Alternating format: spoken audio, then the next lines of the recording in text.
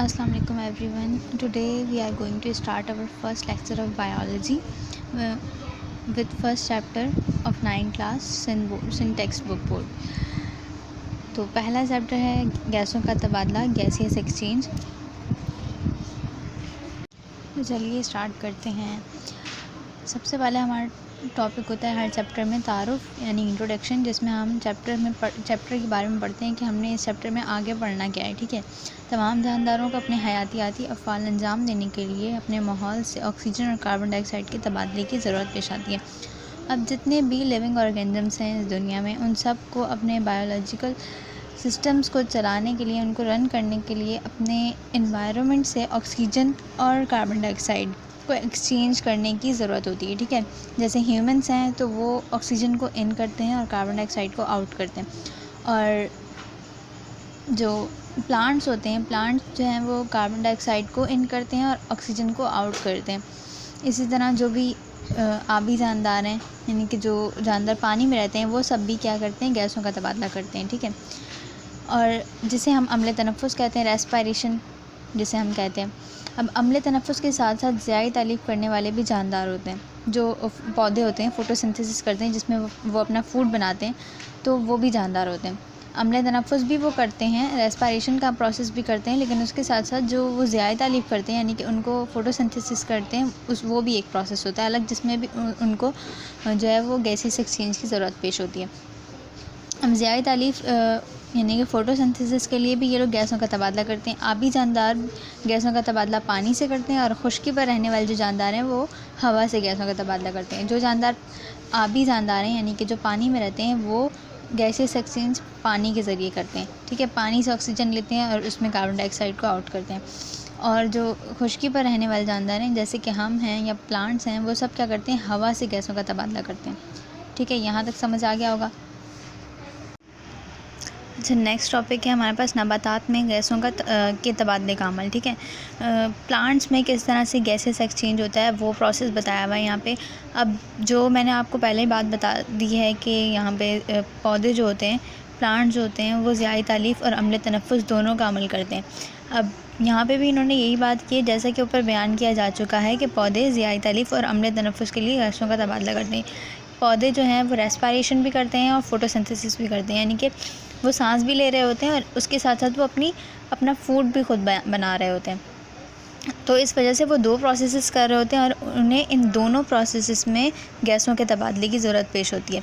अब किस तरह से वो ज़ियाई तालीफ़ के दौरान और ऑक्सीजन लेते हैं और किस तरह से जो है वो अच्छा, तो नेक्स्ट लाइन में है कि ज़ियाई तालीफ़ के दौरान पौधे कार्बन डाइऑक्साइड को जज़्ब करते हैं और ऑक्सीजन गैस को खारिज करते हैं, जबकि अम्ल तनफ़ुस के दौरान ऑक्सीजन को जज़्ब करते हैं और कार्बन डाइऑक्साइड को खारिज करते हैं। ये बात मैंने पहले भी आपको बताई कि जब भी ज़ियाई तालीफ़ का प्रोसेस होता है, यानी कि ये फ़ोटोसिंथेसिस का प्रोसेस होता है, जिसमें जो प्लांट्स हैं वो अपना फूड बना रहे होते हैं, उसमें क्या करते हैं कि कार्बन डाइऑक्साइड को ये जज़्ब करते हैं, क्योंकि कार्बन डाइऑक्साइड जो है वो उनके फूड को बनाने में हेल्प कर रही होती है, और ऑक्सीजन को, क्योंकि ऑक्सीजन जो है वो उस वक्त एक वेस्ट प्रोडक्ट के तौर पर खारिज हो रही होती है, इसलिए इसे ये रिलीज़ कर देते हैं जब ये फ़ोटोसिंथेसिस का प्रोसेस कर रहे होते हैं।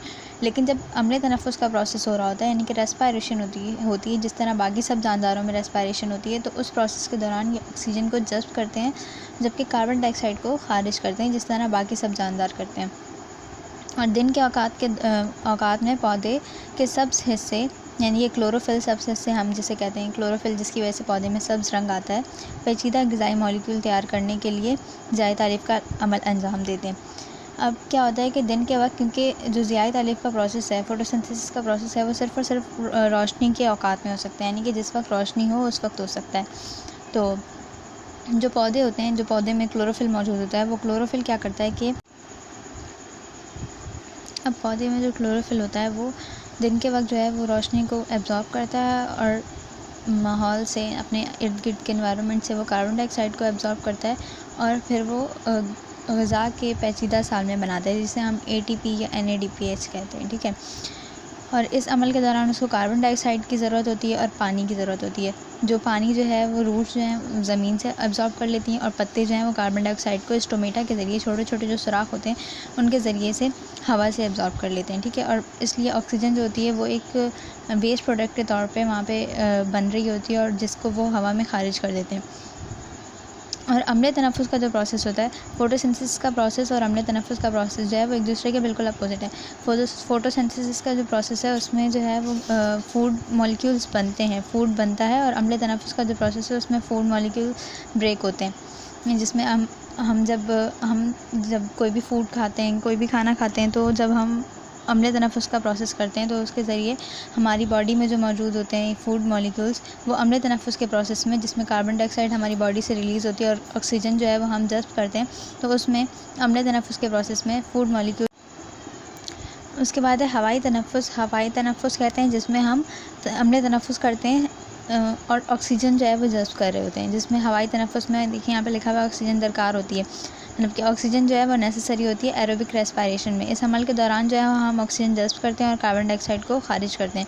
गैसों के तबादले का ये अमल नबातात में बारीक सुराखों के ज़रिए होता है। जो पौधे होते हैं उनमें स्टोमेटा मौजूद होते हैं। ये हम छोटी क्लासेस से पढ़ते हुए आ रहे हैं कि जो पौधे होते हैं उनके पत्तों के निचले हिस्से पर स्टोमेटा मौजूद होते हैं, जिनके ज़रिए से वो हवा को खारिज करते हैं और हवा को जो है वो जज़्ब करते हैं। तो पौधे जो हैं वो फ़ोटोसिंथेसिस के लिए भी और रेस्पिरेशन के लिए भी यही प्रोसेस इख्तियार करते हैं कि वो स्टोमेटा के ज़रिए से कार्बन डाइऑक्साइड को खारिज करते हैं और ऑक्सीजन को जज़्ब करते हैं, या फिर ऑक्सीजन को खारिज करते हैं या कार्बन डाइऑक्साइड को जज़्ब करते हैं, ठीक है। इन बारीक सुराखों को स्टोमेटा कहा जाता है, जो कि आम तौर पर पत्तों की सतह पर पाए जाते हैं। तने और जड़ें भी अम्लीय तनफ़ुस के लिए गैसों का तबादला अंजाम देती हैं। अब पत्तों की सतह पे तो ये होते हैं स्टोमेटा, लेकिन तने और जड़ें भी जो होती हैं वो भी अम्लीय तनफ़ुस का प्रोसेस कर रही होती हैं, वो भी इसमें हेल्प कर रही होती हैं। आगे है इन दोनों का फ़र्क कि अम्लीय तनफ़ुस और ज़ियाई तालीफ़ में क्या फ़र्क है। तो अम्लीय तनफ़ुस जो ज़ियाई तालीफ़ है वो तख़मीरी अमल है, यानी कि एनाबॉलिक प्रोसेस है, जिसमें फूड मॉलिक्यूल्स बनते हैं। तामीरी अमल है, सॉरी मैंने तख़रीबी बोल दिया गलती से।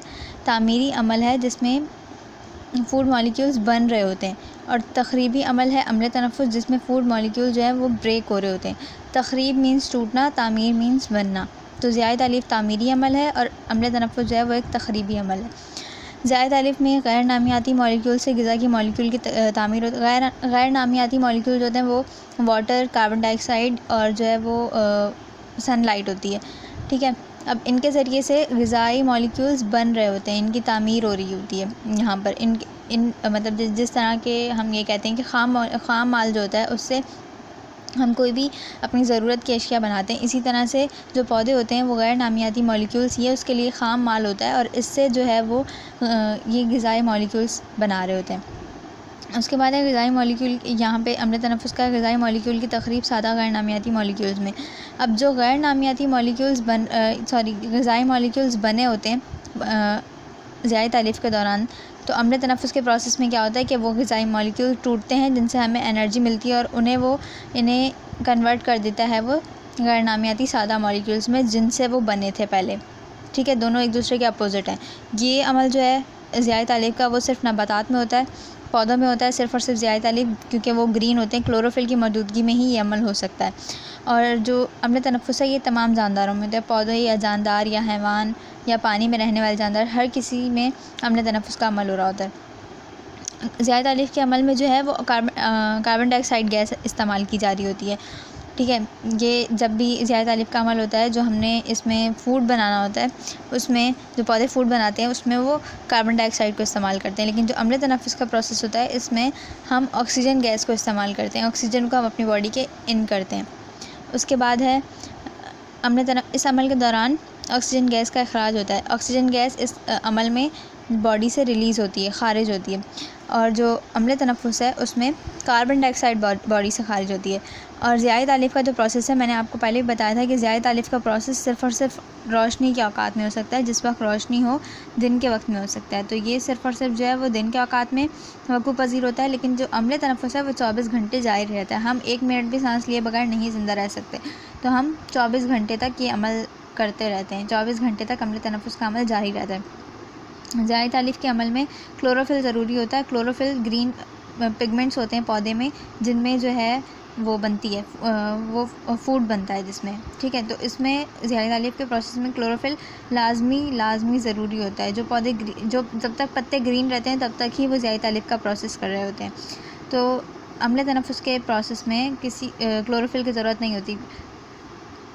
इसमें क्लोरोफिल जो है वो ज़रूरी नहीं होता, जबकि ज़ियाई तालीफ़ के प्रोसेस में क्लोरोफिल ज़रूरी होता है, ठीक है। नेक्स्ट टॉपिक है स्टोमेटा। स्टोमेटा जो मैंने बताया अभी कि पत्तों की सतह पर पाए जा रहे होते हैं। किस तरह से ये जो है वो पानी को और ऑक्सीजन को जज़्ब करते हैं, किस तरह से कार्बन डाइऑक्साइड को खारिज करते हैं, वो अब हम यहाँ पढ़ेंगे। अच्छा, आगे है स्टोमेटा। ये खुर्दबीनी सुराख हैं जो कि पत्तों की ऊपरी सतह एपिडर्मिस पर मौजूद होते हैं।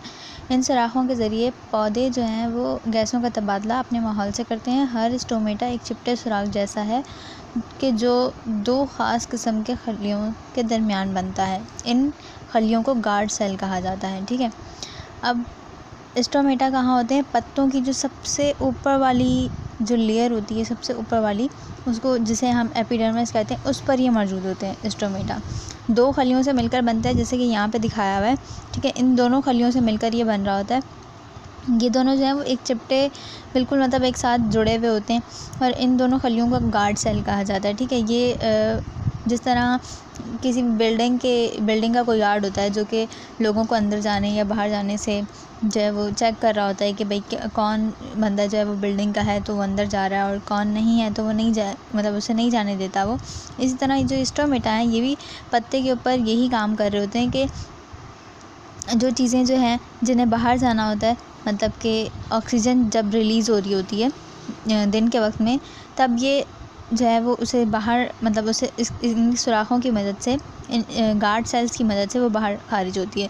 और इसी तरह जो कार्बन डाइऑक्साइड जब अंदर आती है, पत्ते के अंदर आती है, जब कि फ़ोटोसिंथेसिस का प्रोसेस होता है, या पानी जब पत्ते के अंदर आता है तो वो इन गार्ड सेल्स से गुजर कर आता है, ठीक है। गार्ड सेल्स क्लोरोफिल रखने वाले दोहरी दीवार के वाले खलिए हैं। इनकी अंदरूनी दीवारें मोटी और बाहर वाली पतली होती हैं, ठीक है।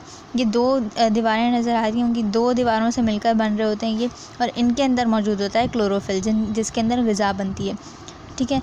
और ये जो है वो इनकी जो अंदरूनी दीवार होती है वो पतली होती है और बैरूनी जो दीवार होती है वो मोटी होती है। दो दीवारों से मिलकर बनते हैं। इनके अंदर जो है वो क्लोरोफिल होता है और इनके अंदर ही क्या होता है, पत्ते का फूड बनता है। स्टोमेटा के खुलने और बंद होने का अमल का दारोमदार गार्ड सेल की टर्जिडिटी पर होता है, ठीक है। स्टोमेटा खुलते हैं या बंद होते हैं तो यानी कि इनसे जो है वो कार्बन डाइऑक्साइड या ऑक्सीजन बाहर जाती है या अंदर आती है, तो वो इनकी टर्जिडिटी पर इसका इन्हिसार होता है। किस तरह से होता है?